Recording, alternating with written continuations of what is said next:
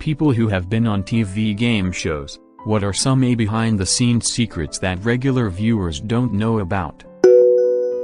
I was on Cash Cab. You can't just hail a cab in New York, which turns out to be the Cash Cab. There is a vetting process, but you don't know you are going to be on a show, so the reaction is genuine. Also, there is a lot of awkward silence time while he is listening to the producer in his ear. There is a cameraman riding shotgun unseen on TV. The money he gives is prop money for TV. They mail you a check after the show airs. Ben Bailey was genuinely a nice guy.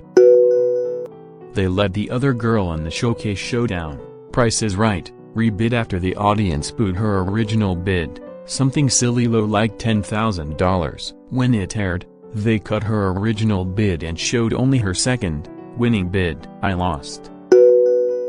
I was in the audience at The Price is Right. You wait like 4+ hours just to get into the taping. They come by and give you a short interview to see if you are a good prospect to make it to contestant row. I was with a group of 4 and none of us made it. The studio audience is significantly smaller than it appears on TV. Drew Carey told jokes between filming. The set is tiny. The wheel is tiny. No secrets to reveal except that they must use some serious lenses and angles to make it appear bigger. It was a long day, but it was a cool experience.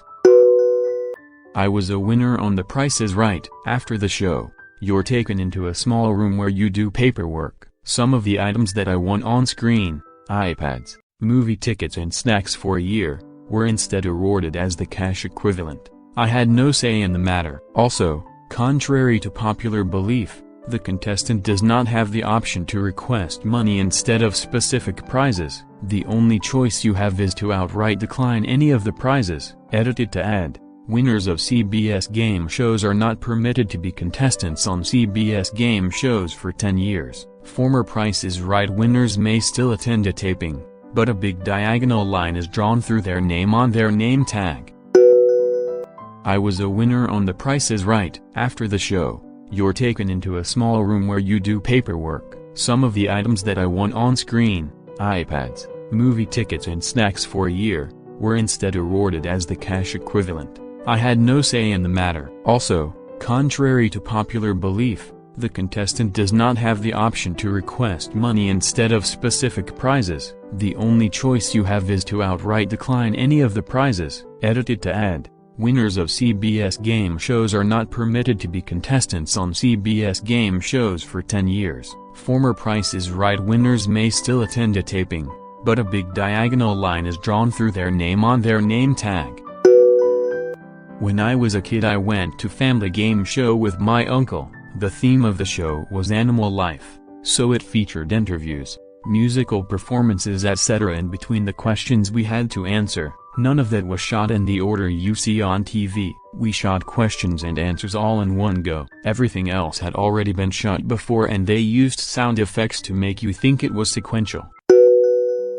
Been on a few in the UK, most notably The Chase. In all honesty, there's little in the way of secrets. I met my team on The Chase that morning in the hotel waiting for the taxi. On one show we were kept apart from our opponents probably to stop colluding about splitting or stealing. Another was just a long wait in the green room waiting for other episodes to film. As other people have said, clothes are important. No logos, solid colors, no solid black or white though. Had very little interaction with hosts other than between takes or when they introduce themselves before the show. They have a job to do, so can't just spend time shooting the shit with you. That being said, Bradley Walsh was really nice. Oh, read The Chase. You and Bradley legitimately have no idea which chaser you will face. Bradley likes the surprise of it apparently. A lot of his bits are ad-libbed, too.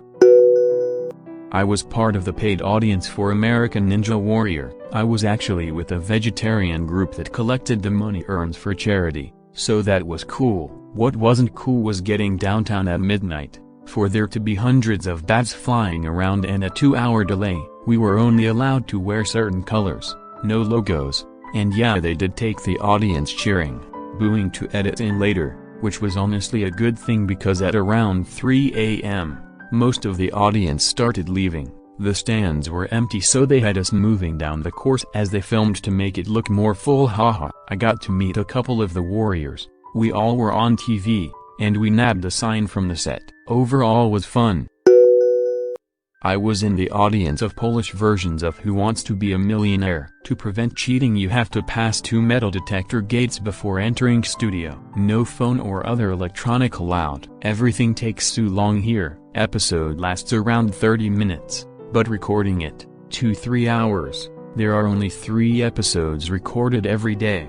Once the big screen behind host back broke and we had to sit for 4 hours until it was repaired. At least we got paid extra. Friend, you phone in one of the lifelines is sitting in the same building as studio, just other room. I've also been author of Few Question for Jeopardy, which is called Vabank here. Pretty badass name. Most of the authors had to be PhD or experienced experts in their field. I was accepted as a student just because they were short on economy and mathematics question. Sadly it was only one-time gig, but it was pretty fun seeing contestants trying to find question for answers I wrote. It also paid pretty nice, 100 zlotys, so around $25, for each 5 question from one category, which was like 15 minutes of work.